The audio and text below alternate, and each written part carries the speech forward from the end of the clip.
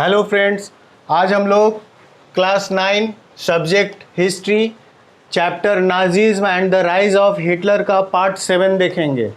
Part 7 में आज हम लोग दो टॉपिक कवर करेंगे।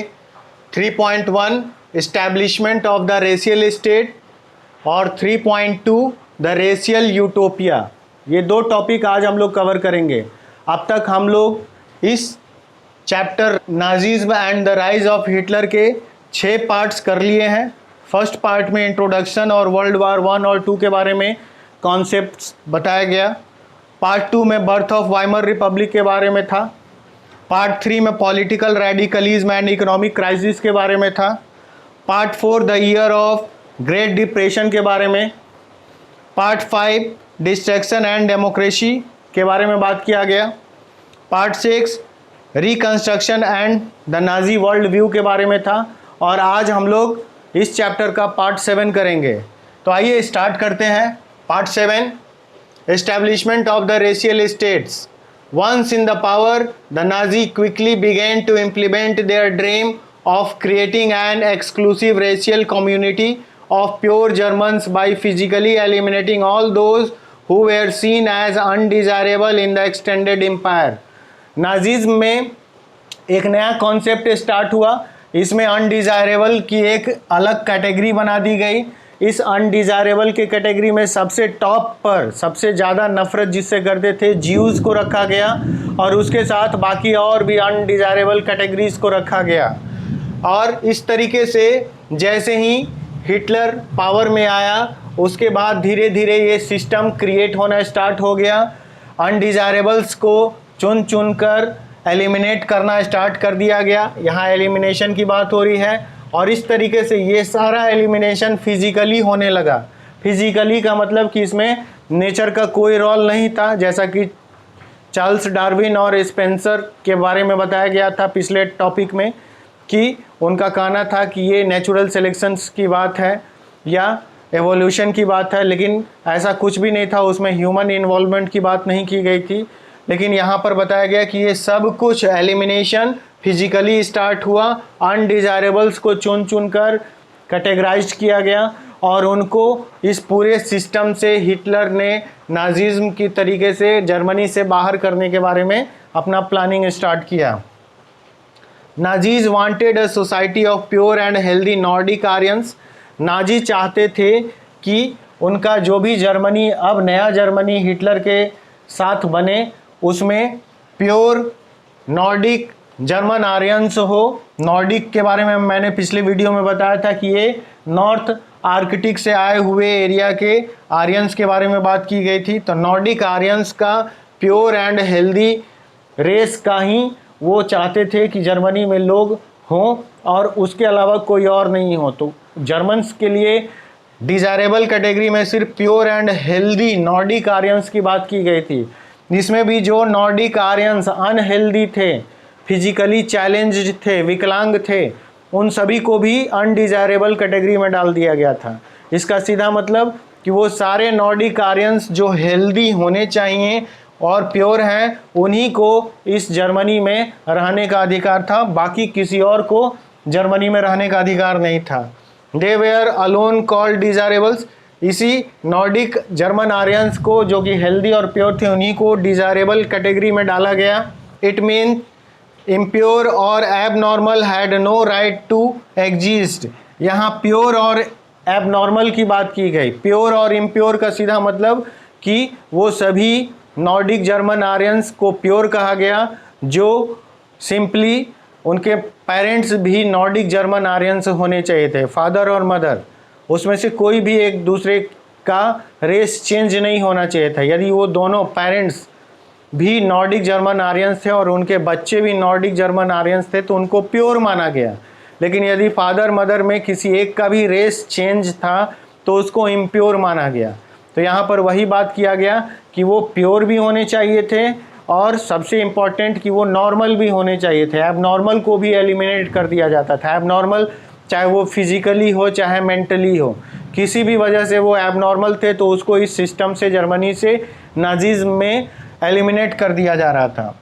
अंडर यूथेनेसिया प्रोग्राम, इस यूथेनेसिया प्रोग्राम के बारे में बताया गया Many Germans faced death who were considered mentally and physically unfit. बहुत सारे जर्मन्स मेंटली और फिजिकली अनफिट थे, उनको भी इस सिस्टम से एलिमिनेट कर दिया गया। इसका मतलब कि हिटलर को अब जर्मनी एक ऐसा चाहिए था जिसमें प्योर और हेल्दी नॉर्डिक जर्मन आर्यंस ही हो, और इम्प्योरिटी का चांस नहीं था, एबनॉर्मल होने का चांस नहीं था, अनफिट होने का चांस नहीं था, फिजिकली चैलेंज्ड होने का चांस नहीं था। ऐसे कोई भी थे, चाहे वो नाजीज ही क्यों नहीं हो, उनको भी इस सिस्टम से एलिमिनेट कर दिया जा रहा था। Under undesirable categories Jews were at the top. Undesirable category में यहाँ बताया गया कि ज्यूज सबसे टॉप पे थे, उनके अलावा जिप्सीज और ब्लैक्स थे, रशियन भी थे और पोलैंड के लोग पोल्स भी थे, और इन सभी को बायोलॉजिकली इम्प्योर माना गया, इन्फीरियर माना गया, और इस तरीके से सब ह्यूमन माना गया। यानी ये इंसान की कैटेगरी में नहीं थे, लोअर कैटेगरी के इंसान थे, इनको इन्फीरियर कैटेगरी का माना गया और इनको किसी भी तरीके से अब इस सिस्टम में रहने का अधिकार नहीं माना गया।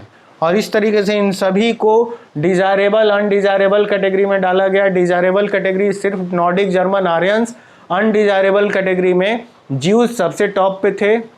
इसके अलावा और भी वैरायटी ऑफ कैटेगरीज बनाया गया था रेसेस का, उसमें से कुछ जैसे ब्लैक्स थे, जैसे कुछ जिप्सीज थे, रसिया के लोग रशियंस थे, पोलैंड के लोग पोल्स थे, और इन सब को इन्फीरियर सब ह्यूमन माना गया।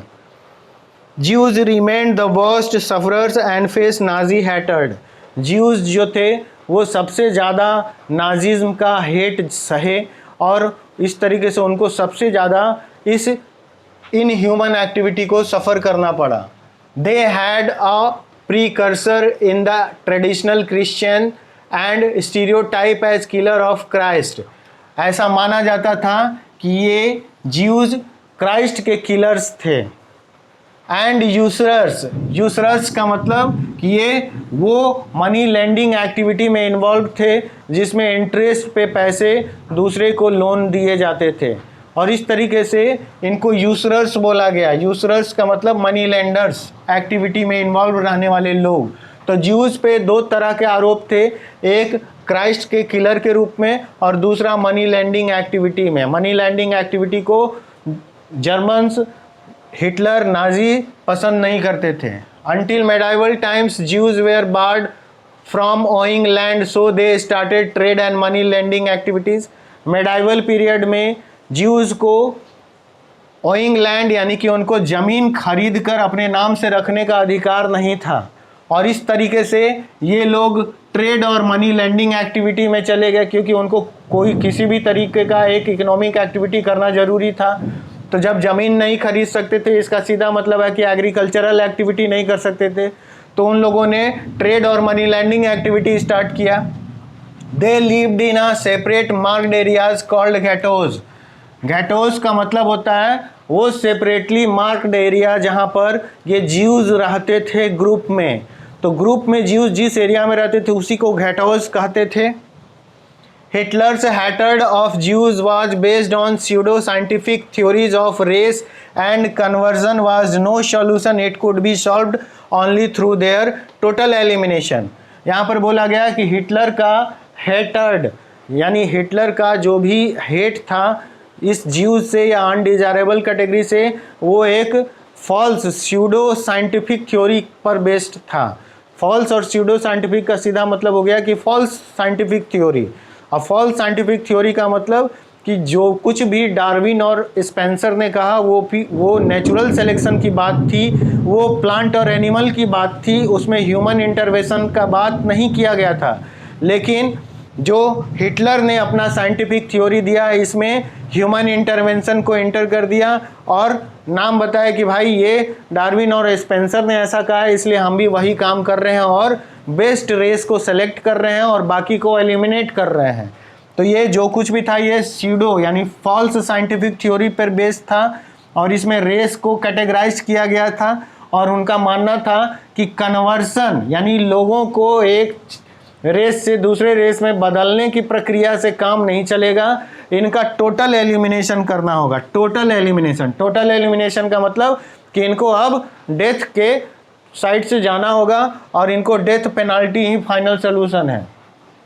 फ्रॉम 1933 टू 1938 ये वो एक फेज है। 1933 से 1938 the Nazis terrorised, pauperized and segregated the Jews, compelling them to leave the country। ये 1933 से 1938 का जो ये 5 और 6 ईयर दिख रहा है, इसमें नाजिज्म ने इन अनडिजायरेबल कैटेगरीज को टेरराइज किया, उनको डराया धमकाया, उनके साथ इस तरीके से इनह्यूमन एक्टिविटी किया जिससे कि वो परेशान हो जाएं, शोषण किया और इसकी वजह से उनको प्रेशर किया कि वो सब लोग इस जर्मनी को छोड़कर चले जाएं। जहाँ तक जर्मन टेरिटरी है, जहाँ तक जर्मन एम्पायर है, वहाँ से ये सब लोग निकल के खुद से चले जाएं। तो ये उनके जाने के लिए ऐसा टेरराइज किया गया था 1933 से 1938 का टाइम। द नेक्स्ट फेज, उसके बाद आया नेक्स्ट फेज 1939 से 1945 का phase, aimed at concentrating them in certain areas and eventually killing them in gas chambers in Poland। फिर 1939 से 1945 का एक फेज आया, इसमें उनको जो कुछ भी अनडिजायरेबल थे उन सभी अनडिजायरेबल्स को एक खास एरिया में कंसंट्रेट किया जाने लगा, उनको ज़बरदस्ती एक खास एरिया में रहने के लिए मजबूर किया गया। फिर उनको पोलैंड भेजकर वहाँ पे कंसंट्रेशन कैंप्स में भेजा गया और वहाँ पे जो भी जहरीली गैस थी उस गैस से उनको मारा गया।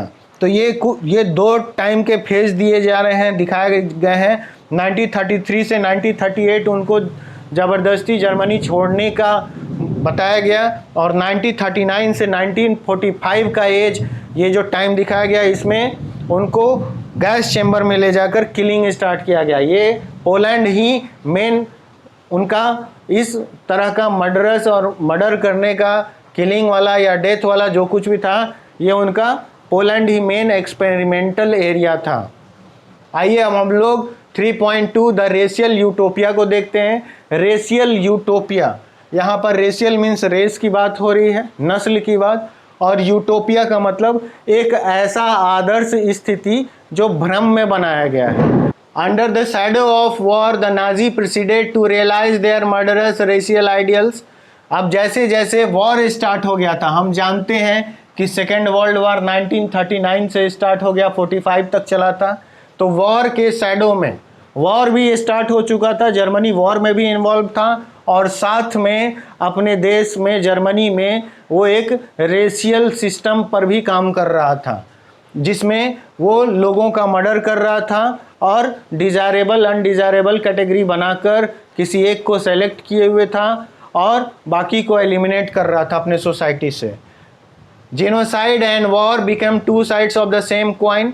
एक साथ जर्मनी नाजिज्म वॉर और जेनोसाइड दोनों से गुजर रहा था। Occupied Poland was divided up. जो भी पोलैंड का हिस्सा जर्मनी ने कैप्चर किया था उसी को एक्सपेरिमेंट के लिए बनाया था और उसी जगह पर गैस चैम्बर्स में ले जाकर अनडिजायरेबल को मारा जा रहा था। Much of north western part of Poland was annexed to Germany. Poland का नॉर्थ वेस्टर्न पार्ट जर्मनी पहले से ही अपने कब्जा में कर चुका था। Poles were forced to leave their homes and properties behind to be occupied by ethnic Germans brought in from occupied Europe. जब जर्मनी की सेना पोलैंड और बाकी यूरोप में अपने क्षेत्र का विस्तार कर रही थी, उसी दौरान पोलैंड में भी इन लोगों ने वहाँ के लोगों का घर, उनके होम्स और प्रॉपर्टी को कैप्चर किया और इस तरीके से पोलैंड के नागरिकों यानी पोल्स को इतना प्रेशर किया कि वो लोग अपने घर और अपनी प्रॉपर्टी को छोड़कर भागे जान बचाने के लिए और उन सब पर जर्मनी के नाजिज्म ने कैप्चर कर लिया। Poles were then herded like cattle in the other part called the general government, the destination of all undesirable of the empire। और इस तरीके से पोलैंड के नागरिकों को भेड़ बकरियों की तरह हर्ड किया गया, उनको हर्डेड किया गया, उनको मतलब भगाया गया और वो भगाते हुए उनको द जनरल गवर्नमेंट वाले एरिया में ले जाया गया और उन्हीं जगह पर इन अनडिजायरेबल्स के साथ उनको भी पोल्स को भी कंसंट्रेशन कैंप में ले जाकर मारा गया। Members of the Polish intelligentsia were murdered, जो भी पोलैंड के इंटेलिजेंसिया के लोग थे, इंटेलिजेंट कैटेगरी के लोग थे, जो कि वहाँ के आर्मी, नेवी या एयरफोर्स में काम कर रहे थे, उन सभी लोगों को मर्डर कर दिया गया, उनको मार दिया गया। Polish children were looked like Aryans, were forcibly snatched from their mothers and examined by race experts। जो भी पोलैंड के बच्चे जो नॉर्डिक जर्मन आर्यंस जैसे दिखने में थे, उन सभी को उनकी माँ से यानी मदर्स से छीन लिया गया और उनको जर्मनी के रेस एक्सपर्ट्स के पास भेजा गया, ये चीज़ पता करने के लिए कि ये सही में नॉर्डिक जर्मन आर्यंस जैसे हैं या नहीं। If they passed the race test, they were raised in German families, and if not, they were deposited in orphanages where most perished। इसमें इस रेस टेस्ट में जो बच्चे पास हो जाते थे उनको नॉर्डिक जर्मन आर्यन फैमिलीज़ को दे दिया जाता था। जिनके बच्चे नहीं हैं, अब वही इन बच्चों को आगे जाकर अपब्रिंग करेंगे, बड़ा करेंगे। और जो बच्चे इस रेस एक्सपर्ट वाले टेस्ट में पास नहीं होते थे, उनको अनाथालय यानी ऑर्फनेजेस में भेज दिया जाता था, जहां वो धीरे धीरे पेरिस यानी कि पहले बीमार होते थे, उसके बाद मर जाते थे। With some of the largest ghettos and gas chambers, the general government also served as the killing fields for the Jews। और इस तरीके से हिटलर के साथ साथ जनरल गवर्नमेंट यानी कि हिटलर का बनाया हुआ ऐसा सरकार आसपास के नेबरिंग प्लेसेस में जो कठपुतली सरकार थी, उसी के बारे में हम लोग बात कर रहे हैं, द जनरल गवर्नमेंट। और जनरल गवर्नमेंट भी हिटलर का ही काम कर रही थी, वो लोग भी गैस चैम्बर में भेज के अनडिजायरेबल्स को मार रहे थे। और ये सारा का सारा सिस्टम हिटलर का बनाया हुआ था जर्मनी में और जर्मनी के आसपास के नेबरिंग कंट्रीज और प्लेसेस में। हम लोग next part steps to death में करेंगे और साथ में यूथ इन नाजी जर्मनी को भी डिस्कस करेंगे। आपको मेरा आज का वीडियो कैसा लगा कमेंट करके बताइए। अच्छा लगे तो लाइक शेयर सब्सक्राइब कीजिए, अपने फ्रेंड्स को इस चैनल के बारे में बताइए। Thank you.